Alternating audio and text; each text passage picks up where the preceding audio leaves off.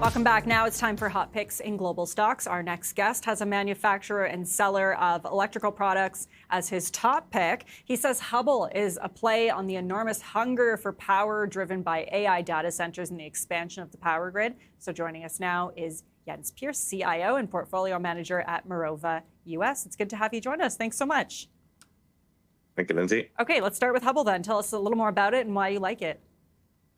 Sure. Well, Hubbell is an American company, about 26 billion in market cap, I believe. It's almost a pure play on electrical components for utilities. As you stated, there's an enormous hunger for power these days. Originally driven in the last couple of years more by the electrification of our grid with more electric cars, renewables, etc. But more recently as well with data center expansion, deglobalization as well as helping here as many countries, including in Europe, for instance Germany, but certainly the U.S. here as well, are really bringing and industries back home need to expand capacity, and for each new factory, obviously you need power, you need water. And for that as well, we need to upgrade the grid. We're also dealing with, as we know now, like very severe winters with more blackouts, more storms, and the quality of the grid also needs to be upgraded, and regulators and utilities are really open for that. So Hubbell is a pure play on the U.S. market, a market that is very well protected. European players that want to get in here have more difficulties because utilities tend to kind of choose the players they historically have worked with as well. So Hubbell is very well positioned for that. So again, both the AI space and the expanded industrialization of the U.S. are really, really important drivers here. Mm-hmm. You say also, like you touched on this, but Hubbell is driven by the reindustrialization of the U.S. and Europe. Can you expand on that? Like, what do you mean by that? Sure. Well, with deglobalization, and specifically, like President Trump here, for instance, is really big into bringing industries back here, or even like incentivizing foreign companies to produce for the U.S. market in the U.S. as well. So we really see an expansion in multiple industries, from traditional industries to even the pharmaceutical sector. New factories need to be built over here. AI obviously as well, like with the new data centers. But new factories all need water, all need power. That leads to more power generation. So historically, we've seen for the last 20 years almost no growth in new generation, and we expect that to accelerate to something between 2 and 5% annually for the next at least 1 or 2 decades right now. So we need to have a huge expansion of the grid to accommodate that. So there's extra demand for power, not only because of AI and electrification, but also because more industries are coming back to the U.S., for instance, as well, and are expanding their capacity with excess demand or extra demand for power, for instance. Okay, let's move on to your next pick, Vertiv. I hope I'm saying it right. What do you like about this stock?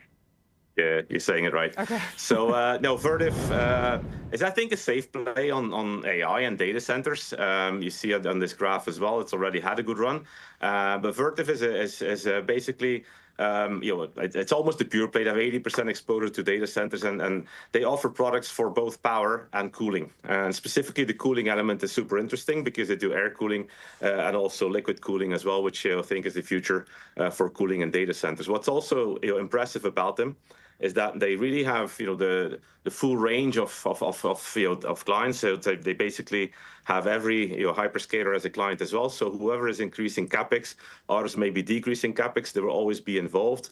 They're also involved with the design, for instance, of the GPUs and the ASICs and the chips, all involved for the data centers as well. So from a very early point in the process for capex expansion, they're really already let's say, working with those, with the NVIDIAs of this world, with the Broadcoms of this world, to in the design of their products as well, to have the appropriate cooling and power products there as well.